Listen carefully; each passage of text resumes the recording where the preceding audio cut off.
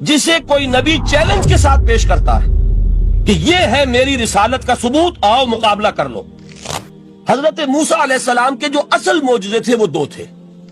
ایک عصا، جس کا کہ مقابلہ کیا، آپ کو معلوم ہے کہ فرعون نے تمام جو جادوگر تھے پورے مملکت کے انہیں جمع کیا اور مقابلہ کیا۔ تو جس چیز کو کہ پیش کیا جائے چیلنج کے ساتھ کہ آؤ تو مقابلہ کر لو، وہ اصل معجزہ ہوتا ہے اس نبی اور رسول کا۔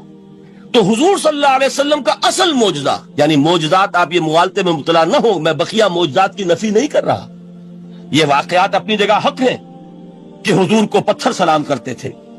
حضور صلی اللہ علیہ وسلم جس کھجور کے تنے کے ساتھ ٹیک لگا کر خطبہ دیا کرتے تھے، جبکہ ابھی مسجد نبی میں ممبر نہیں بنا تھا، جب تعداد زیادہ ہو گئی مسلمانوں کی اور ضرورت محسوس ہوئی کہ ذرا بلند مقام پر کھڑے ہو کر آپ خطبہ ارشاد فرمائیں، تو پھر وہ ممبر بنا کر رکھا گیا۔ پہلے مرتبہ جب آپ ممبر پر چڑھ رہے تھے خطبہ دینے کے لیے، تو اس کھجور کے سوکھے تنے میں سے ایسی آواز آئی جیسے کوئی بچہ بلک بلک کر رو رہا ہو کہ وہ سعادت جو مجھے حاصل رہی تھی آج تک میں محروم ہو گیا۔ یہ انبیاء کا مقام ہے۔ مولانا روم نے اسی لیے کہا ہے کہ فلسفی کو منکر حنانہ است، از ہوا سے انبیاء بیگانہ است۔ فلسفی اور عقلیت پرست انسان وہ تو حنانہ کا انکار کر دے گا، کیسے ممکن ہے سوکھا تنا اور اس کے اندر سے بچے کی طرح بلکنے کی آواز آئے، لیکن یہ اس لیے کہ وہ انبیاء کے خصوصی احوال جو ہے ان کو جانتا نہیں۔ اس قسم کے خرق عادت واقعات حضور کی زندگی میں بھی بے شمار ہوئے، لیکن حضور کا وہ معجزہ جس میں تحدی کے ساتھ چیلنج کے انداز میں کہا گیا کہ آؤ مقابلہ کرو، وہ صرف اور صرف قرآن ہے۔ چنانچہ آپ سورہ بنی اسرائیل میں دیکھیں گے، قُلْ لَئِنِ اجْتَمَعَتِ الْإِنسُ وَالْجِنُّ عَلَىٰ أَن يَأْتُوا بِمِثْلِ هَٰذَا الْقُرْآنِ لَا يَأْتُونَ بِمِثْلِهِ وَلَوْ كَانَ بَعْضُهُمْ لِبَعْضٍ ظَهِيرًا۔ اے نبی چیلنج کر دیجئے، اگر تمام انسان اور تمام جن مل کر یہ چاہیں کہ اس قرآن جیسی کوئی تصنیف کر دیں، تو چاہے وہ ایک دوسرے کا کتنی بھی اس میں مدد کریں اور تعاون کریں، وہ ہرگز قرآن جیسی کتاب تصنیف نہیں کر سکتے۔ اس سے آگے بڑھ کر یہ بات کہی گئی، اچھا پورا قرآن نہیں لا سکتے، اس قرآن کی طرح کی 10 صورتیں ہی تصنیف کر لو۔ جب اس کا بھی جواب نہیں دیا گیا تو جسے کہتے ہیں برسبیل تنزل، اور پنجابی میں کہتا ہے کہ برے کو گھر تک پہنچانا، وہ برے کو گھر تک پہنچانے کے لیے فرمایا ایک صورت ہی بنا لاؤ۔ یہ سورہ ہود میں اور سورہ یونس میں یہ مضمون آیا، اور پھر سورہ بقرہ میں ہجرت کے بعد جو پہلی سورت نازل ہوئی اس میں پھر اس کو دہرا دیا گیا، وَإِن كُنتُمْ فِي رَيْبٍ مِّمَّا نَزَّلْنَا عَلَىٰ عَبْدِنَا فَأْتُوا بِسُورَةٍ مِّن مِّثْلِهِ وَادْعُوا شُهَدَاءَكُم مِّن دُونِ اللَّهِ إِن كُنتُمْ صَادِقِينَ۔ کہ اگر تمہیں کوئی شک ہے اس کتاب کے بارے میں جو ہم نے نازل فرمائی ہے، شک کیا ہوگا؟ شک اسی بات میں ہوگا کہ شاید یہ محمد کا اپنا کلام ہے صلی اللہ علیہ وسلم، یا کوئی اور انسان ہے جو انہیں سکھا پڑھا رہا ہے۔ اگر تمہیں اس نوعیت کا کوئی شک ہے تو اس جیسی ایک صورت بنا لاؤ، فَأْتُوا بِسُورَةٍ مِّن مِّثْلِهِ۔ اور نوٹ کیجئے گا سورۃ العصر بھی سورت ہے، سورۃ الکوثر بھی سورت ہے، 3 آیات بھی اگر ایسی تم تصنیف کر کے لے آؤ تب تو تمہیں کچھ شک کرنے کا حق حاصل ہوگا، اور اگر نہیں کر سکتے تو جان لو فَإِن لَّمْ تَفْعَلُوا وَلَن تَفْعَلُوا۔ پھر اگر تم ایسا نہ کر سکو اور ہرگز نہیں کر سکو گے، ذرا چیلنج کا انداز دیکھیے کہ ہرگز نہیں کر سکو گے، فَاتَّقُوا النَّارَ الَّتِي وَقُودُهَا النَّاسُ وَالْحِجَارَةُ، ڈرو اس آگ سے جس کا ایندھن بنیں گے انسان اور پتھر۔ اب اس بات کو سمجھیے کہ تاریخی حقیقت ہے یہ، جس کا کوئی کافر انکار نہیں کر سکتا، کہ وہ کوئی شخص اس چیلنج کو قبول کرنے کی جرات نہیں کر سکا۔ اگر جھوٹ موٹ کو بھی کوئی کھڑا ہو جاتا اور کہتا کہ ٹھیک ہے میں نے یہ ایک صورت بنائی ہے اور میرا دعویٰ یہ ہے کہ یہ قرآن جیسی ہے، تو ایک کنٹروورسی تو پیدا ہو جاتی نا۔ کچھ لوگ چاہے کہتے کہ نہیں یہ قرآن کے سطح کی نہیں ہے، لیکن یہ کہ اس کا دعویٰ تو ہو جاتا۔ لیکن تاریخ یہ بتا رہی ہے کہ سرے سے کسی شخص نے اس کی جرات نہیں کی۔ اس درجے وہ قرآن سے مرعوب ہوئے۔ تو حضور کا سب سے بڑا معجزہ جو آج تک زندہ ہے، اس کو ذہن میں رکھیے، میں نے جو حضرت موسیٰ حضرت عیسیٰ کے معجزات گنوائے ہیں وہ در حقیقت ان کی اپنی ذات کے ساتھ تھے۔ ید بیضا موسیٰ کے ساتھ تھا، عصا معجزہ اس وقت تھا جب موسیٰ کے ہاتھ میں تھا، اس کے بعد کئی 100 برس تک وہ صندوق سکینہ جو ہے، تابوت سکینہ، اس میں وہ عصا رکھا رہا، لیکن اب وہ معجزہ نہیں تھا، وہ سوکھی لکڑی تھی، اس کے سوا کچھ نہیں۔ تو تمام انبیاء اور رسول کے معجزے ختم ہو گئے، وہ ان کی ذات کے ساتھ تھے۔ محمد الرسول اللہ کی رسالت دائمی ہے تا قیام قیامت، لہذا معجزہ بھی آپ کا دائمی ہے، وہ معجزہ آج بھی موجود ہے۔ البتہ میں ادھر ضرور توجہ دلاؤں گا کہ قرآن مجید کے اعجاز کے 3 پہلو ہیں۔ پہلا پہلو، اور زیادہ تر اسی کی طرف توجہ زیادہ ہوئی ہے، وہ ہے قرآن کی فصاحت، بلاغت، ادبیت، اس کی چاشنی۔ ظاہر بات ہے کہ اس کا شعور اور ادراک صرف عربوں کو ہو سکتا ہے، بلکہ میرے خیال میں ناراض نہ ہو اہل عرب تو آج کے عربوں کو بھی نہیں ہو سکتا۔ یہ اسی دور کے عرب، ان کی اپنی جو اس وقت کی زبان تھی، اس زبان میں فصحاء، بلغاء، شعراء، خطباء، ان کو اتنا ذوق تھا کہ وہ باقی پوری دنیا کو کہتے تھے یہ گونگے ہیں، بولنا ہمیں آتا، خطیب ہم ہیں، شاعر ہم ہیں، خطبہ ہم دے سکتے ہیں، شعر ہم کہہ سکتے ہیں، باقی سب تو عجمی ہیں، گونگے ہیں، ان کے اندر نہ فصاحت ہے، نہ بلاغت ہے، نہ ان کے کلام میں چاشنی ہے، نہ اس کے اندر کوئی شکوہ ہے۔ یہ دعویٰ جنہیں تھا، جب ان کے منہ بند ہو گئے قرآن کو سننے کے بعد کہ اس کلام کا کوئی مقابلہ ممکن نہیں ہے، جو ان کے سبع معلقہ کے شعراء میں سے آخری شاعر وہ ایمان لے آئے، اس کے بعد جب ان سے کہا گیا کہ اب آپ شعر نہیں کہتے، حضرت عمر نے ایک مرتبہ ان سے سوال کیا کیا بات ہے، اب آپ نے شعر کہنے چھوڑ دیے؟ تو ان کا جواب یہ تھا اب بعد القرآن، کیا آپ قرآن کے بعد بھی اس کا امکان ہے کہ کوئی شخص اپنی فصاحت اور بلاغت کا کوئی اظہار کرنا چاہے؟ یہ تو فصاحت اور بلاغت کی ایک معراج ہے کہ جس تک کہ اب کسی انسان کی رسائی ممکن نہیں۔ تو فصاحت اور بلاغت جو ہے قرآن کے اور اس کی ادبیت، در حقیقت اس کا ادراک تو ہو سکتا ہے صرف اہل زبان کو۔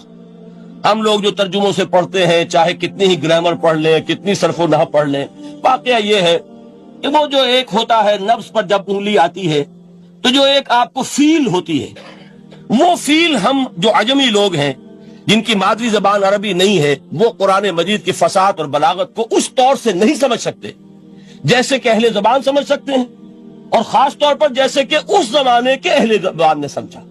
آج چونکہ عربی زبان ویسے تو جو اس کی فصیح لینگویج ہے وہ جو کی تو اپنی اصل پر قائم ہے، اور وہ اسی قرآن کے طفیل اور قرآن کے صدقے قائم ہے، ورنہ دنیا میں کوئی دوسری زبان نہیں ہے کہ جو 1500 برس تک اتنی پیور رہ جائے، اس میں تبدیلی آتی۔ خود اردو جو ہے 300 برس کی اردو، دکن کی اردو، ذرا اس کو کبھی پڑھیے تو آپ حیران ہوں گے کہ یہ اردو زبان ہے اور آج کی اردو کوئی اور ہے۔ یہ صرف 200-250 برس کے اندر یہ انقلاب اردو میں ہو چکا ہے۔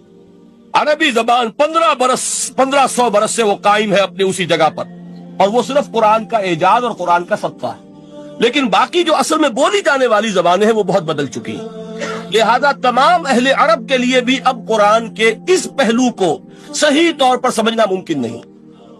قرآن کی جو اعجاز کے 2 پہلو ہیں، وہ ہے در حقیقت جو میری اور آپ کی توجہ کے خاص طور پر در حقیقت حقدار ہیں، اور ہمیں ان کی طرف توجہ کرنی چاہیے۔ بدقسمتی سے اس کی طرف عام طور پر علماء نے توجہ نہیں کی، اس کی صرف ادبیت ہی کا چرچا ہوتا ہے۔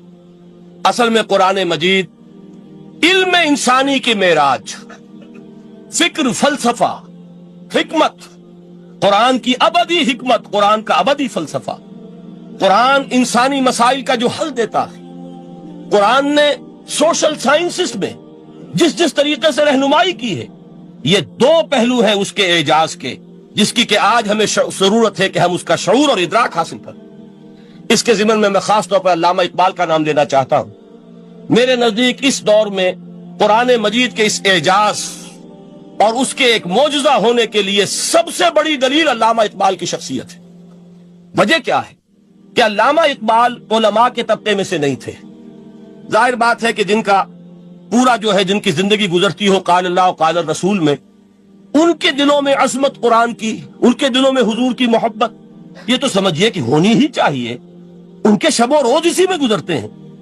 لیکن یہ کہ ایک ایسا شخص جس کی تعلیم ہے کالجوں کی، یونیورسٹیوں کی، جس نے مشرق اور مغرب کے فلسفے کھنگال ڈالے، وہ شخص، اور وہ بھی اس دور میں جبکہ ہم پر مغرب سے مروبیت بہت شدید تھی۔ آج تو وہ مروبیت بہت کم ہو چکی ہے۔ آج تو ہمارا عام نوجوان جو ہے وہ آنکھوں میں آنکھیں ڈال کر بات کرتا، اس میں خود اعتمادی ہے۔ ہمارا بھی اپنا ایک معاشی نظام ہے، ہمارا اپنا ایک سیاسی نظام ہے، ہمارا ایک اپنا سماجی نظام ہے، ہماری اپنی سوشل ویلیوز ہیں۔ آج کا نوجوان الحمدللہ احیاء اسلام کی وہ جد و جہد جو ہے وہ مرحلہ در مرحلہ بہرحال آگے بڑھ رہی ہے۔ وقت لگے گا، لیکن یہ کہ اس میں یقیناً ترقی ہوئی ہے، اسی کا مظہر یہ ہے کہ خود اعتمادی ہے. We have confidence. ہم جانتے ہیں کہ اسلام ایک دین ہے، مکمل دین ہے، اس کے پاس زندگی کے تمام مسائل کا حل ہے. لیکن یہ ہے آج 1985 کی بات. علامہ اقبال اس صدی کے آغاز میں گئے ہیں یورپ، جبکہ ہم محکوم تھے انگریز کے. ایک حاکم قوم کے ہاں جا کر، اس سے مروبیت کتنی شدید اس وقت تھی، جو جاتا تھا اکثر و بیشتر جو ہے واپس آتا تھا تو کھڑے ہو کر پیشاب کرنا ضروری سمجھتا تھا، اس لیے کہ اس نے وہاں پر لوگوں کو یہی کرتے دیکھا. ان کا لباس، ان کی وضاحت، ان کی تہذیب، ان کا تمدن، ہر طرح سے ان کے گن گاتا ہوا، ان کے لیے وہ بہت قصیدے جو ہے تعریف کے کہتا ہوا آتا تھا. لیکن ایک علامہ اقبال کی شخصیت وہ ہے کہ وہ یہ خود کہتے ہیں کہ میں اس آگ میں ڈالا گیا ہوں مثل خلیل. مغربی تہذیب کے اس الاؤ میں مجھے اس طرح ڈالا اللہ نے جیسے کہ حضرت ابراہیم کو آگ میں ڈلوایا. میں اس تہذیب کے اس الاؤ کے اندر سے ہو کر آ رہا ہوں، اور میں نے یہ دیکھ لیا ہے کہ یہ تہذیب کھوکھلی ہے، اس کے اندر کوئی پائیداری نہیں ہے. نظر کو خیرہ کرتی ہے تب چمک تہذیب حاضر کی، یہ سنائی مگر جھوٹے نگوں کی ریزہ کاری ہے. اور دیار مغرب کے رہنے والوں، خدا کی بستی دکان نہیں ہے. کھڑا جسے تم سمجھ رہے ہو وہ اب زرے کا معیار ہوگا. تمہاری تہذیب اپنے خنجر سے آپ ہی خودکشی کرے گی. جو شاخ نازک پہ آشیانہ بنے گا لا پائیدار ہوگا. اب آپ اندازہ کیجئے وہ شخص جو بنیادی طور پر فلسفی ہے، فلسفے کا طالب علم ہے، وہ جرمنی اور انگلستان میں جا کر فلسفے کھنگالنے کے بعد اسے اگر تسکین حاصل ہوئی، اس کی جو علم کی پیاس تھی اگر اسے سیری حاصل ہوئی تو صرف قرآن کے ذریعے سے. نہ کہیں جہاں میں اما ملی، جو اما ملی تو کہاں ملی میرے جرم خانہ خراب کو تیرے عفو بندہ نواز میں. یہ وہ شخص ہے آخری زندگی میں ان کا کام صرف ایک رہ گیا تھا، قرآن کی تلاوت. بڑے بڑے فلسفی ملنے آتے تھے علامہ اقبال سے ملنے، وہ سمجھتے تھے بڑی لائبریری ہوگی، جیسے بڑے وکیل اس کی لائبریری آپ کو معلوم ہے کتنی جلدیں رکھی ہوگی، خوبصورت جلدیں بنی ہوئی، ایسے ہی کوئی بڑا فلسفی، بڑا پروفیسر، اس کی سٹڈی، اس کی کتابیں بڑی مروب کن ہونی چاہیے. لیکن علامہ اقبال کے ہاں سب کتابیں اٹھوا دی تھی انہوں نے، صرف ایک کتاب رہ گئی. اور سید نذیر نیازی کا نام آپ نے سنا ہوگا. انہوں نے جب یہ گواہی دی ہے، یہ واقعہ شاید آپ کے علم میں نہ آیا ہو، یہ بہت اہم واقعہ ہے. وہ یہ لکھتے ہیں کہ میں نے ایک مرتبہ علامہ سے پوچھا کہ کچھ لوگ اعتراض کرتے ہیں یا یہ خیال ظاہر کرتے ہیں کہ آپ نے اپنا فلسفہ خودی نیٹشے سے لیا ہے، کوئی کہتا ہے فلاں سے لیا ہے، کوئی کہتا ہے فلاں سے لیا ہے، کچھ آپ خود بتا سکیں گے کہ آپ کے فلسفہ خودی کی سورس کیا ہے؟ تو علامہ نے کہا کہ اچھا کل فلاں وقت آ جانا تو میں تمہیں لکھوا دوں گا، ڈکٹیٹ کرا دوں. تو سید نذیر نیازی کہتے ہیں کہ میں بہت خوش ہوا کہ یہ سعادت میرے حصے میں آ رہی ہے کہ علامہ اقبال خود مجھے تحریر کرائیں گے کہ میرے فلسفے کی سورس کیا ہے، میں نے کہاں سے اخذ کیا ہے. دوسرے روز وہ گئے، حاضر ہوئے، بڑے ہی ارمانوں کے ساتھ پینسل اور کاپی لے کر بیٹھے. علامہ نے فرمایا ذرا قرآن مجید نکال لاؤ. وہ قرآن مجید لائے، حیران ہوئے، یہ فلسفے کا سورس مجھے ڈکٹیٹ کرانے چلے تھے، یہ قرآن مجید کہہ رہے. کہا کہ ذرا سورۃ الحشر اس کا آخری رکوع، وَلَا تَكُونُوا كَالَّذِينَ نَسُوا اللَّهَ فَأَنسَاهُمْ أَنفُسَهُمْ أُولَٰئِكَ هُمُ الْفَاسِقُونَ. اے لوگوں، ان لوگوں کے مانند نہ ہو جانا جنہوں نے اللہ کو بھلا دیا تو اللہ نے انہیں اپنی خودی سے غافل کر دیا، اپنے آپ سے بیگانہ بنا دیا. یہی ہیں لوگ جو فاسق ہیں. علامہ نے کہا میرے فلسفے کی سورس یہ میں آپ کو بتانا چاہتا ہوں. اس معنی میں کہتا ہوں کہ اس دور میں علامہ اقبال کی شخصیت کو میں اعجاز قرآن کا سب سے بڑا مظہر سمجھتا ہوں. ایک شخص 20ویں صدی عیسوی کی شخصیت، اور پھر یہ کہ وہ کہیں مسجد اور کسی مدرسے کے ماحول میں پلا بڑھا نہیں ہے، بلکہ اسکولوں اور کالجوں میں اور یونیورسٹیوں میں، اور صرف ہندوستان میں نہیں، انگلستان اور جرمنی کی یونیورسٹیوں میں رہا، جس نے اپنا لوہا منوایا ہے. وہ شخص اگر یہ کہتا ہے کہ میرے لیے فکر کی بنیاد، میرے فلسفے کی سورس، میری تمام سوچ کی رہنمائی جو ہے وہ اس کتاب نے کی ہے، تو معلوم ہوا کہ واقعتاً یہ قرآن مجید آج بھی معجزہ ہے. یہ بات تو ہوئی فلسفے اور فکر کے اعتبار سے. دوسرا پہلو جو اپلائیڈ پہلو ہے اس دور کے اعتبار سے وہ اہم تر ہو گیا ہے. انسان کے لیے جو پیچیدہ تمدنی مسائل ہیں، سیاسی مسائل کو کیسے حل کیا جائے، معاشی مسائل کا حل کیسے ہو، سماج میں توازن کیسے ہو، مرد اور عورت کے درمیان توازن کیسے ہو. ہوتا کیا ہے، یا عورت بھیڑ بکری کی طرح کی ملکیت بن جاتی ہے، ہمارے ہاں اردو میں جو اس کا محاورہ ہے کہ جوتی کی نوک، یہ اس کی حیثیت ہو جائے گی، یا دوسری طرف عورت کلوپیٹرا بن کر قوموں کی قسمتوں سے کھیلے گی۔ دنیا میں یہ دو انتہائیں ہوئی، کہاں نقطۂ عدل کہاں ہے؟ کیسے بیلنس جو ہے اسٹرائک کیا جائے، مردوں کے حقوق اور فرائض اور خواتین کے حقوق اور فرائض، اس میں صحیح ترین ایکویشن ہے کیا؟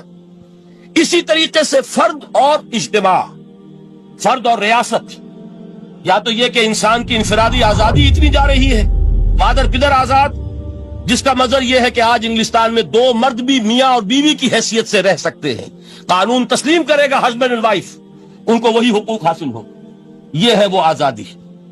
اور یا پھر یہ ہے کہ جو روس میں ہے یا دوسرے ممالک میں ہے کہ آزادی بالکل ختم، اور معلوم ہوا کہ ایک ٹوٹلیٹیرین سوسائٹی ہے، مستبدانہ نظام۔ ان کے درمیان نقطۂ عدل کہاں ہے؟ اسی طرح سرمایہ اور محنت، اگر ذرا سا سرمایہ کو چھوٹ ملتی ہے، وہ مزدور کا خون چوستا اور اس کا حق اس کو نہیں دیتا۔ اقبال نے بہت خوبصورت انداز میں کہا ہے کہ خواجہ از خون رگے مزدور سازد لال ناب، از جفائے دہ خدایاں کشت دہ کا نا خراب۔ انقلاب انقلاب ہے انقلاب۔ ایک طرف سرمایہ دار ہے جو مزدور کی رگوں میں سے خون نچوڑ کر سرخ شراب کا پیمانہ لے کر بیٹھا ہوا ہے، وہ در حقیقت مزدور کا خون ہے جو پی رہا ہے۔ ایک طرف وہ زمیندار اور جاگیردار ہے جو کاشتکار کا خون جو ہے چوس رہا ہے۔ تو یہ یا تو یہ انتہا ہے، اور یا یہ ہے کہ اگر ذرا آپ مزدور کو یا اس کارکن کو تھوڑا تحفظ دیجئے تو وہ کام نہیں کرتا۔ ہمارے ہاں پچھلے دور میں یہی ہوا تھا۔ میں یہ برملا کہتا ہوں، آج بھی آپ کے سامنے کہہ رہا ہوں کہ بھٹو نے واقعہ یہ ہے بہت بڑا کارنامہ سر انجام دیا تھا۔ اس نے مزدور کو ایک سیلف ریسپیکٹ دی تھی، کاشتکار کو اپنی عزت کا احساس دیا تھا کہ میں بھی انسان، میرے بھی حقوق تھے، لیکن نتیجہ اس کا نیگیٹو نکلا۔ مزدور نے کام کرنا چھوڑ دیا، معیشت کی گاڑی ختم ہو گئی۔ وہ چیز کہ جو متوازن ہو، جس میں مزدور کو اس کا حق مل رہا ہو اور پسینہ خشک ہونے سے پہلے اس کی جائز مزدوری اس کو مل گئی ہو، جس میں کہ انسان کسی سرمایہ دار کی رعیت بن کر نہ رہ جائے۔ دوسری طرف یہ کہ سرمایہ کے لیے بھی جو اس کا صحیح ہے کہ اس کو انسینٹیو ملے، وہ میدان میں آئے، اس کے اندر رسک لینے کے جو ہے وہ صلاحیت پیدا ہو۔ ان دونوں چیزوں کو کیسے متوازن کیا جائے؟ واقعہ یہ ہے کہ یہ ہے وہ پیچیدہ مسائل جن کا حل قرآن میں ہے۔ ہماری بدقسمتی کیا ہے کہ ہم نے خود ان چیزوں کے لیے دوسروں کے سامنے جھولی پساری ہوئی، ہم دوسروں سے بھیک مانگ رہے ہیں۔ ہمارا حال کیا ہوا تھا اس صدی کے شروع میں؟ مصطفیٰ کمال پاشا نے جب ترکی میں اسلام کے آئلی قوانین بھی منسوخ کیے، نوٹ کیجئے اس کو، یہ اسی صدی کے وہ صدمے ہیں جو ہم نے اٹھائے ہوئے ہیں۔ اور گاہے گاہے باز خواہی قصہ پاری نہ رہا، تازہ خواہی داشتن گر داغ ہائے سی نہ رہا۔ اس صدی میں کیا نہیں ہوا؟ عربوں کی ریوولٹ ترکوں کے خلاف، ان کے پیٹھ میں جو خنجر گھونپا، اور ایک انگریز، ایک کرنل لارنس کی وہ ساری شرارت، اس کے نتیجے میں ایک عظیم مملکت عثمانیہ، سلطنت عثمانیہ، دی گریٹ آٹومان امپائر، اس کے چیتڑے اڑ گئے۔ اور اس کے بعد وعدے کیے تھے عربوں سے کہ ہم تمہیں حکومت دیں گے، ہوا کیا کہ ان کے چھوٹے چھوٹے ٹکڑے کیے اور تقسیم کر لیے۔ مغربی سامراج کا دور شروع ہو گیا۔ اس کا ایک رد عمل مصطفیٰ کمال پر اس درجے شدید ہوا، اس نے ہر چیز جس کا تعلق عربوں سے تھا اس کو ختم کر دیا، ملک بدر کر دیا۔ عربی میں اذان نہیں ہوگی، عربی میں نماز نہیں پڑھی جائے گی، اور اسی کے ضمن میں یہاں تک گیا کہ فیملی لاز بھی، رومن لاز جو ہے وہ نافذ کیے۔ تو یورپ کے اخبارات نے اس وقت یہ طنز کیا تھا مسلمانوں پر، یہ مسلمان عجیب قوم ہے، کہتے یہ ہے کہ ہمارے پاس دنیا کا بہترین ضابطہ ہے، بہترین قانون ہے، ہمارے قانون سے بہتر کسی کا قانون نہیں۔ اور حال یہ ہے کہ فیملی لاز کے لیے بھی یہ ہم سے بھیک مانگ رہے ہیں، ہم سے وہ قوانین لے کر اپنے ہاں نافذ کر رہے ہیں۔ آج بدقسمتی سے اکثر و بیشتر مسلمان ممالک کا حال یہی ہے۔ آج ہم ان سے بھیک مانگ رہے ہیں، کہیں جمہوریت کی بھیک ہے، کہیں سوشلزم کی بھیک ہے، کہیں کسی اور سماجی نظام کی بھیک ہے، کہیں مرد اور عورت کی کامل مساوات کا ایک نظریہ ہے، شانہ بشانہ چلنے والا فلسفہ ہے، جو خالص مغرب کی تہذیب کی ایک بھیک ہے جو مانگی جا رہی ہے۔ کاش کہ آج قرآن کے اس اصل اعجاز کی طرف، جو اس کا اصل معجزہ اس دور کے لیے، میں نے عرض کیا کہ اعجاز قرآنی کا وہ معجزہ کہ وہ فصاحت اور بلاغت کی معراج ہے، وہ یا تو اپریشیٹ کر سکتے اہل عرب، اور اہل عرب میں سے بھی حقیقت میں وہ جو قدیم جاہلی شاعری کے جاننے والے ہیں جو بہت کم رہ گئے ہیں، وہ جان سکتے ہیں کہ جب قرآن نازل ہوا تو کیوں زبانیں گنگ ہو گئی تھی، کیوں کوئی ایک شخص جھوٹ موٹ کو بھی مدعی بن کر نہیں آ سکا کہ یہ میں نے قرآن کی جیسی ایک کتاب یا قرآن جیسی ایک سورت یا قرآن کی طرح کے چند جملے میں نے موضوع کر دیے ہیں۔ لیکن دوسرا پہلو ہے فکر اور فلسفہ، اس کے اعتبار سے جس کا سب سے بڑا ثبوت اس دور میں علامہ اقبال، اور تیسرا پہلو ہے Islamic social sciences, political science, economics, sociology. اس میں جو کچھ قرآن نے دیا ہے، جو آج بھی انسان کی رہنمائی کے لیے بہترین نظام ہے، اس نظام کو ہم سمجھے، اسے دنیا کے سامنے پیش کریں، تب در حقیقت قرآن مجید کا اعجاز سامنے آئے۔ یہ دو پہلو تو میں نے وہ عرض کیے ہیں کہ جو کسی غیر مسلم کو بھی نظر آئیں گے۔ قرآن کا پریزروڈ ہونا، اس کی انٹیگریٹی، اوتھینٹسٹی، یہ چیزیں وہ ہے کہ جو سب نے مانی۔ قرآن کے ذریعے تاریخ انسانی کا عظیم ترین انقلاب برپا ہونا، یہ وہ بات ہے کہ جو کسی اندھے کو بھی دیکھنی پڑتی ہے۔ اس حقیقت کا اعتراف دشمن کو بھی کرنا پڑتا۔ میں یاد دلا دوں آپ کو، ایچ جی ویلز، آپ نے نام سنا ہوگا، سائنٹیفک فکشن میں اس کا بڑا اونچا مقام ہے، لیکن اس نے تاریخ نسل انسانی پر بھی دو کتابیں لکھی، a short history of the world اور a concise history of the world. Concise history of the world میں وہ شخص حضور کے ذکر پر جب آتا ہے تو میں صرف ذکر کر رہا ہوں، نقل کفر نہ باشد، اس نے حضور کی شخصیت پر بڑے رقیق حملے کیے ہیں، بڑے گھٹیا حملے کیے۔ حضور کی خاص طور پر تعدد ازدواج کا جو معاملہ ہے، یہ کڑوی گولی ان کے حلق سے اتر نہیں سکتی، اس لیے کہ ان کا آئیڈیل ہے حضرت مسیح اور حضرت یحییٰ، جان دی بیپٹسٹ اینڈ جیسس آف نزارت۔ ان دونوں نے ایک شادی بھی نہیں کی، تجرد کی زندگی بسر کی، لہذا ایک شادی بھی ان کے نزدیک گھٹیا فعل ہے۔ تو حضور نے تو کی ہیں 11 شادیاں، 11 نکاح کے۔ یہ جو کڑوی گولی ہے یہ ان کے حلق سے نیچے نہیں اترتی، اس لیے میں انہیں معذور سمجھتا ہوں۔ تو اس نے اس پہلو سے تو بڑے حملے کیے، لیکن خطبہ حجۃ الوداع کے وہ جملے جو ہے تاریخی، پورے کے پورے اس نے کوٹ کیے۔ لا فصل لعربی علی عجمی ولا لعجمی علی عربی ولا لأحمر علی اسود ولا لأسود علی احمر الا بالتقوی کلکم بنو آدم وآدم من تراب۔ کسی عرب کو کسی عجمی پر کوئی فضیلت نہیں، کسی عجمی کو کسی عرب پر کوئی فضیلت نہیں، کسی گورے کو کسی کالے پر کوئی فضیلت نہیں، کسی کالے کو کسی گورے پر کوئی فضیلت نہیں سوائے تقوی کے۔ تم سب کے سب آدم کی اولاد ہو اور آدم مٹی سے بنائے گئے تھے۔ یہ الفاظ لکھ کر کہتا ہے کہ جہاں تک human fraternity, equality and freedom, تین الفاظ نوٹ کیجئے، انسانی حریت، انسانی مساوات، انسانی اخوت، کہتا ہے جہاں تک ان تین چیزوں کے واز ہیں، سرمنز کا تعلق ہے، وہ تو دنیا میں پہلے بھی بہت کہے گئے۔ عیسائی ہونے کے باوجود خاص طور پر نام لیتا ہے جیسس آف نزارت۔ سرمنز تو حضرت مسیح کے ہاں بھی بہت مل جائیں گے کہ تمام انسان برابر ہیں، سب کو بھائی بھائی ہونا چاہیے، سب انسان آزاد ہیں، تمیز بندہ و آقا فساد آدمیت ہے۔ لیکن وہ کہتا ہے کہ یہ ماننا پڑتا ہے تاریخ انسانی میں پہلی مرتبہ ان اصولوں پر ایک انسانی معاشرہ قائم کیا محمد نے صلی اللہ علیہ وسلم۔ یعنی حضور کے ساتھ یہ معاملہ ایمپٹی سلوگنز کا نہیں، یہ صرف واز نہیں ہے، یہ صرف سرمنز نہیں ہے، یہ ایمپٹی سلوگنز نہیں ہے۔ He translated these things into actuality۔ ایک حقیقت، ایک واقعہ کی شکل دی ہے محمد نے صلی اللہ علیہ وسلم۔ وہ معاشرہ پیدا کیا جس میں انسانی اخوت، انسانی مساوات اور انسانی حریت، یہ تینوں اقدار بتمام و کمال موجود تھی۔ فاش گویم آنچ در دل مزمرست، صاف کہہ دیتا ہوں جو کچھ میرے دل میں ہے۔ این کتابیں نیست چیزیں دیگرست، اسے کتاب نہ سمجھ بیٹھنا قرآن کو، یہ کتاب نہیں ہے، کچھ اور ہے۔ کچھ اور کیا ہے؟ مثل حق پنہاؤ ہم پیداستو، زندہ پائندہ گویاستو۔ یہ تو جیسے اللہ تعالیٰ کی ذات ہے، مثل حق، ذات حق سبحانہ ہوا تعالیٰ کی طرح یہ زندہ ہے، پائندہ ہے۔ مثل حق، پائندہ گویاستو، یہ جو ہے زندہ ہے، یہ متکلم ہے، کلام نہیں ہے۔ کل صفات ربانیہ جو ہے ظاہر اور باطن، مثل حق پنہا، ظاہر و پنہا، اور حی و قیوم جیسے اللہ کی ذات ہے، وہی صفات اس کلام کی ہے۔ اور اس کے بعد وہ شعر آیا تھا جو میں پہلے سنا چکا ہوں، چوں بجاں در رفت جاں دیگر شود. جب یہ قرآن کسی انسان کے اندر سرایت کر جاتا ہے، اس کے دل پر نازل ہوتا ہے. دیکھیے یہ الفاظ آپ کو کہیں اور نہیں ملیں گے. میرے نزدیک جہاں علامہ اقبال اس دور میں قرآن کی عظمت کا سب سے بڑا ثبوت ہے، وہاں عظمت قرآنی کے سب سے زیادہ واقف اور اس کا سب سے زیادہ شعور رکھنے والے بھی علامہ اقبال.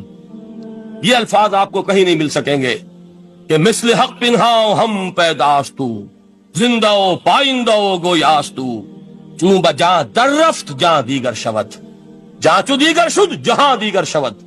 جب یہ انسانوں کے اندر سرایت کر جاتا ہے، ان کے اندر ایک انقلاب آ جاتا ہے، اور یہ اندر کا انقلاب ہے جو ایک عالمی انقلاب کا پیش خیمہ بنتا ہے. آپ آرڈیننس کے ذریعے سے نمازیں پڑھوائیں گے تو پھر نماز وہی پڑھی جائے گی جو آفس ٹائم میں آئے گی، باقی اور کیوں پڑھیں گے؟ وہ تو آرڈیننس کے ذریعے سے پڑھائی جا رہی ہے نا. اس کا حشر تو وہ ہوگا جو ہمارے ہاں دیکھا جا چکا ہے.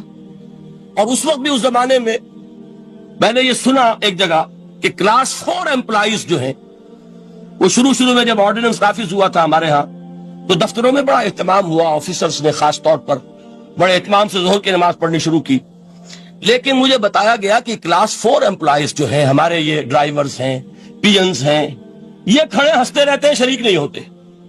میں نے ان سے کہا وہ اس لیے کہ انہیں معلوم ہے کہ آپ بھی تو یہی پڑھ رہے ہیں صرف نماز، باقی آپ کے ڈرائیور سے اور آپ کے خانسامہ سے یہ بات چھپی ہوئی نہیں ہے کہ عصر آپ نے بھی نہیں پڑھنی، یہ صرف زور ہے جو آپ پڑھ رہے ہیں. تو یہ اصل میں اندر کا انقلاب جب تک نہ آئے، باہر کا ٹھوسا ہوا انقلاب، وہ تو جب پریشر ہٹ جائے گا تبدیلی ختم ہو جائے گا. چوں بجاں در رفت جاں دیگر شود، اندر انقلاب آئے. جب اندر تبدیلی ہو جائے گی اب انسان کا پورا وجود بدلے گا، پھر اس کے اندر سے تبدیلی جو ہے وہ ابھرے گی، اسے کسی خارجی دباؤ کی ضرورت نہیں ہوگی. جہاں چو دیگر شد جہاں دیگر شود. اور جب انسانی شخصیتوں کے اندر یہ انقلاب اندر سے آتا ہے تو پھر وہ عالمی انقلاب بنتا ہے. جیسے کہ محمد رسول اللہ کا انقلاب.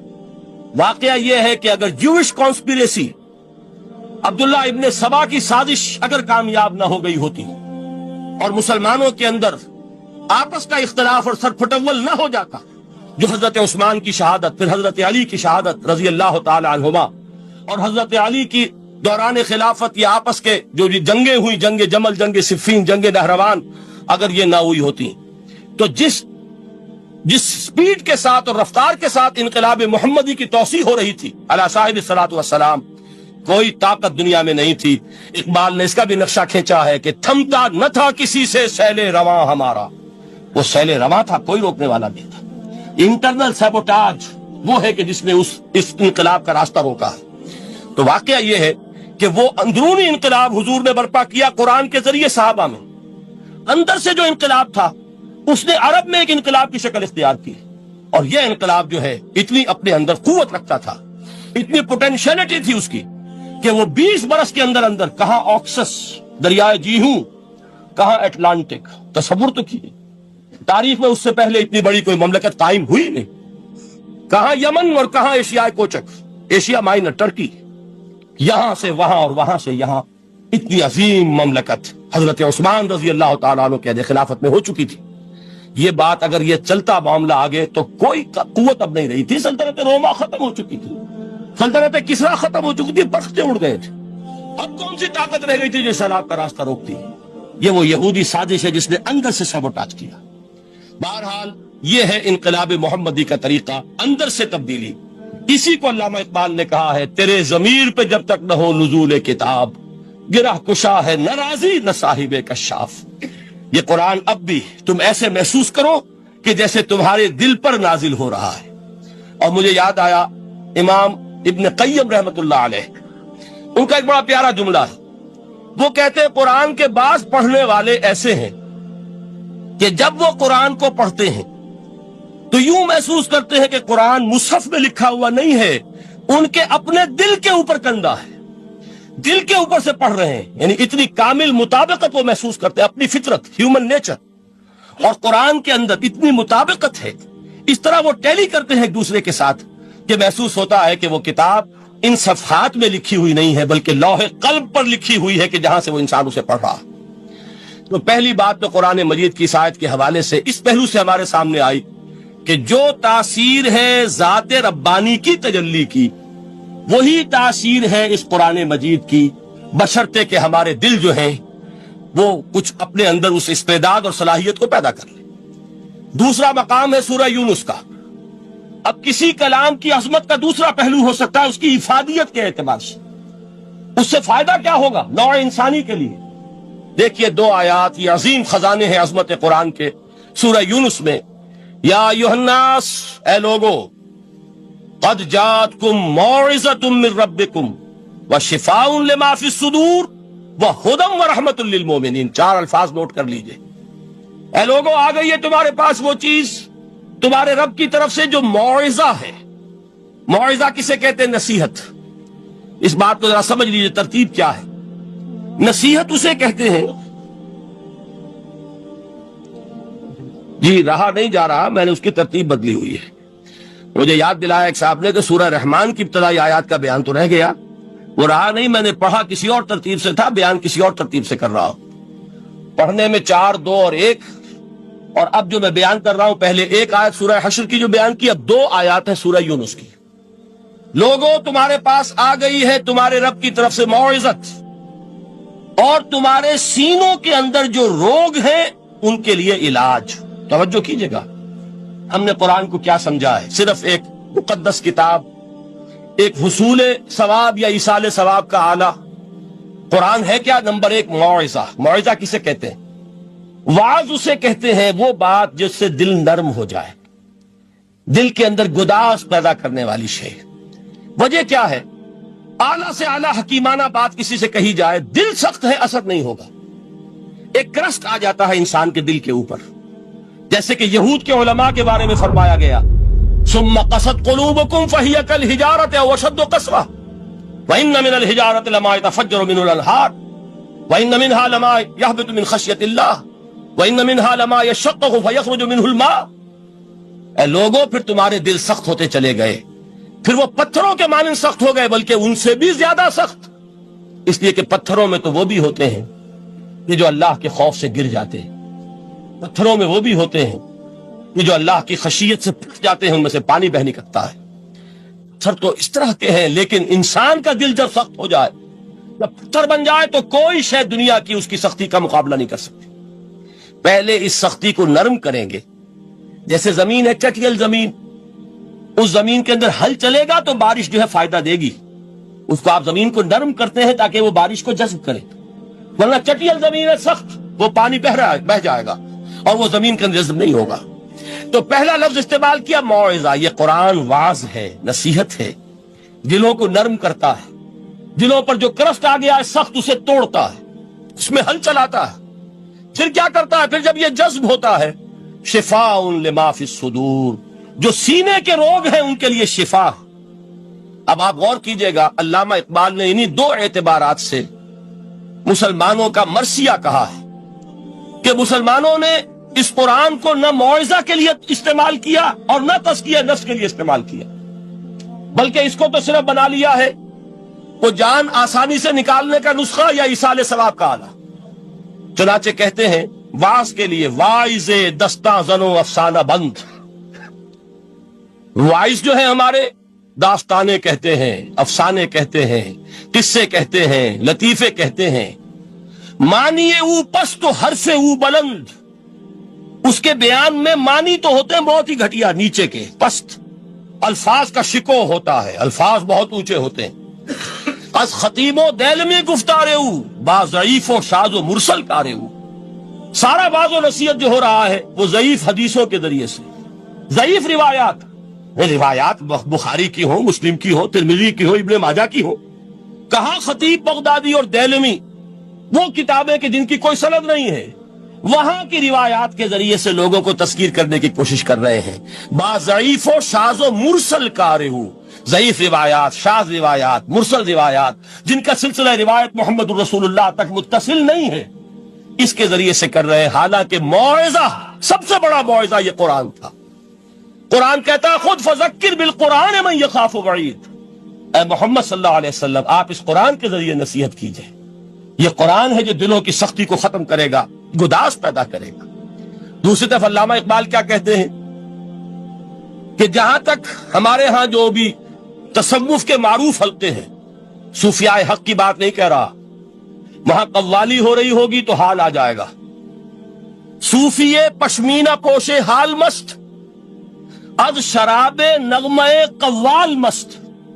قوال سے جو کچھ مل رہا ہے، حال آ رہا ہے، مستی آ رہی ہے، کیف اور سرور حاصل ہو گیا ہے۔ صوفی پشمینہ پوش حال مست، از شراب نغمہ قوال مست۔ لیکن یہ کہ اس کی محفل میں در نمی سعادت بقرآن محفلش، اس کی محفل میں قرآن کا کہیں گزر نہیں ہے۔ جبکہ محمد الرسول اللہ صلی اللہ علیہ وسلم کی بھی ایک محفل ہوتی تھی، محفل سماع۔ وہ محفل سماع کیا تھی؟ حضور صحابہ سے فرمائش کر کر کے قرآن سنتے تھے۔ حضرت عبداللہ ابن مسعود رضی اللہ تعالیٰ عنہ کی روایت موجود ہے کہ مجھے ایک مرتبہ حکم دیا حضور نے کہ قرآن سناؤ۔ میں نے عرض کیا حضور آپ کو سناؤں؟ آپ پر تو نازل ہوا ہے۔ تو حضور نے فرمایا نہیں، مجھے کسی اور سے سن کر کچھ اور لطف حاصل ہوتا ہے۔ اب امتثال امر میں حضرت عبداللہ ابن مسعود رضی اللہ تعالی عنہ نے سورہ نساء پڑھنی شروع کی۔ 41ویں آیت پر پہنچے، چشم تصور سے دیکھیے کہ حضور بھی تشریف فرما ہے، صحابہ کرام کی محفل ہے، اور صحابہ کیسے بیٹھا کرتے تھے ادب کے ساتھ۔ ایک روایت میں الفاظ آئے، ایسے بیٹھتے تھے ساکت و صامت ہو کر، بالکل خاموش، سکون، ساکن اور ساکت اور صامت، کہ جیسے ان کے سروں پر پرندے بیٹھے ہیں کہ ذرا جنبش کریں گے تو پرندہ اڑ جائے گا، اس ادب کے ساتھ۔ تو وہ محفل جو ہے حضور صلی اللہ علیہ وسلم کی، اور ایک صحابی حضرت عبداللہ ابن مسعود گردن نیچی کیے ہوئے ہیں اور قرآن پڑھتے چلے جا رہے ہیں۔ جب اس آیت پر پہنچے فَكَيْفَ إِذَا جِئْنَا مِن كُلِّ أُمَّةٍ بِشَهِيدٍ وَجِئْنَا بِكَ عَلَى هَؤُلَاءِ شَهِيدًا، کیا ہوگا اس دن جس دن کہ ہم ہر امت پر ایک گواہ کھڑا کریں گے، اور اے نبی آپ کو گواہ بنا کر لائیں گے ان کے خلاف۔ آپ کو یہ ٹیسٹیفائی کرنا ہوگا کہ اللہ تیرا جو کلام میرے پاس آیا تھا میں نے پہنچا دیا تھا، اب ان کی ذمہ داری ہے، they are accountable, they are responsible۔ اس پر حضور نے فوراً فرمایا حسبک حسبک، بس کرو بس کرو۔ اور حضرت عبداللہ ابن مسعود فرماتے ہیں کہ میں نے جب نگاہ اٹھا کر دیکھا حضور کے آنکھوں سے آنسو روا تھے۔ یہ ہے سماع، یہ محفل سماع ہے، کاش کہ اللہ تعالی ہمیں اس کی توفیق عطا فرمائے۔ یہ ہے مسنون محفل سماع، اس قرآن کے اندر وہ گداز ہے۔ آیا کہ نہیں 7ویں پارے کے بالکل آغاز میں وَإِذَا سَمِعُوا مَا أُنزِلَ إِلَى الرَّسُولِ تَرَىٰ أَعْيُنَهُمْ تَفِيضُ مِنَ الدَّمْعِ مِمَّا عَرَفُوا مِنَ الْحَقِّ يَقُولُونَ رَبَّنَا آمَنَّا فَاكْتُبْنَا مَعَ الشَّاهِدِينَ۔ تو یہ ہے دوسری چیز کہ در حقیقت تزکیہ نفس کا ذریعہ یہ قرآن ہے۔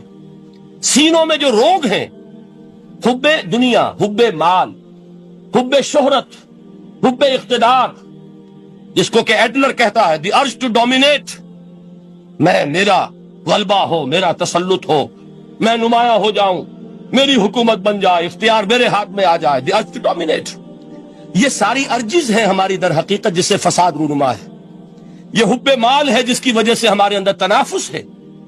الہاکم التکاثر حتی زرتم المقابر، یہ کثرت اور بہتات کی طلب تمہیں غافل کیے رکھتی ہے، یہاں تک کہ قبروں تک جا پہنچتے ہو۔ آنکھ انسان کی کھل نہیں پاتی، جس کے پاس 10 نسلوں کے لیے کھانے کو موجود ہے، اس کی بھی حرص جو ہے اور مزید کا لالچ جو ہے وہ ختم نہیں ہوتا۔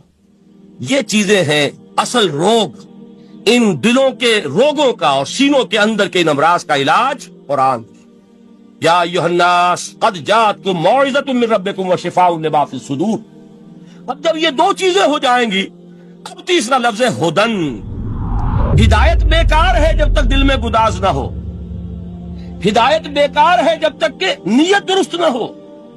کوئی شخص بڑا عالم ہے لیکن اپنے علم کو اس نے ذریعہ بنایا ہے دنیا کمانے کا، تو در حقیقت یہ قرآن اس کے حق میں ہدایت نہیں ہے، اس کے حق میں عذاب خدا بندی کا ذریعہ بن رہا۔ حضور نے خود فرمایا القرآن حجت لک او علیک، یہ قرآن یا تمہارے حق میں حجت ہے یا تمہارے خلاف حجت بنے گا قرآن کے قیامت کے دن۔ اس لیے کہ ایک شخص اس کو دنیا کمانے کا ذریعہ بنا رہا ہے، ایک شخص اس کو شہرت کے حصول کا ذریعہ بنا رہا ہے، ایک شخص علم کو ذریعہ بنا رہا ہے دنیا میں نمایاں ہونے کا، اپنی تعریف کا۔ حضور نے فرمایا کہ قیامت کے دن سب سے پہلے 3 افراد کا معاملہ پیش ہوگا عدالت خدا بندی میں۔ ایک وہ جو بڑا عالم سمجھا جاتا تھا، اس سے بڑا علم پھیلا۔ دوسرا وہ جو بہت صاحب ثروت تھا، اس نے بہت خیرات کے کاموں میں پیسہ لگایا۔ تیسرا وہ جو دنیا میں شہید سمجھا جاتا تھا کہ اللہ کی راہ میں جنگ کرتے ہوئے جان دیا۔ اللہ ان تینوں سے جو اس کو نعمتیں دی تھی ان کا ذکر کر کے پوچھے گا کہ میں نے تمہیں یہ دیا، تمہیں یہ دیا، تمہیں یہ دیا، تم کیا کر کے لائے؟ وہ شہید کہے گا کہ اللہ میں نے تیری راہ میں جنگ کی اور اپنی جان دے دی تاکہ تو راضی ہو جائے۔ اللہ فرمائے گا کذبتا، تو نے جھوٹ بولا، انک قد قاتلت لان یقال جریء، تو نے تو یہ جنگ اس لیے کی تھی کہ کہا جائے کہ بڑا جری ہے، بڑا بہادر ہے۔ یہ لوگوں سے بہادری کے تمغے لینا تمہارا مقصود تھا۔ وقد قیل، وہ کہا جا چکا ہے، اب یہاں تمہارے لیے کچھ نہیں۔ اور فرشتوں کو حکم ہوگا اور وہ اوندے منہ اس کو گھسیٹتے ہوئے جہنم میں جھونک دیں۔ دنیا میں شہید سمجھا جا رہا ہے، آخرت میں جہنمی۔ یہی حال اس عالم کا ہوگا، یہی حال اس دولت مند کا ہوگا۔ تم نے یہ علم پھیلایا تھا کہ تمہارے علم کا چرچا ہو جائے، تمہاری شہرت ہو جائے، لوگ تمہاری دستبوسی کرنے لگیں، لوگ تم سے جھک کر ملیں۔ وہ دنیا میں ہو گیا، تمہارا مطلوب مل چکا، تمہارا مقصود حاصل ہو چکا، اب یہاں کچھ نہیں۔ تو جان لیجئے کہ جب تک دلوں کے روگ درست نہ ہوں، علم بیکار ہے، ہدایت قطعاً غیر مفید ہے۔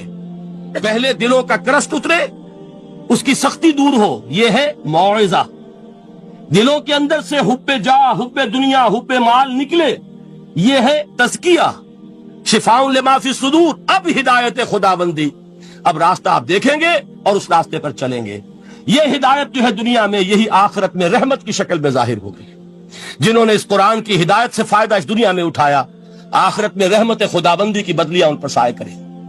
ایک حدیث میں تو باقاعدہ الفاظ آئے ہیں کہ سورہ بقرہ اور سورہ آل عمران یہ دو بدلیوں کی صورت میں ظاہر ہوں گی میدان حشر میں، اور ان لوگوں پر سایہ کریں گی کہ جن کو ان سے بڑی محبت تھی۔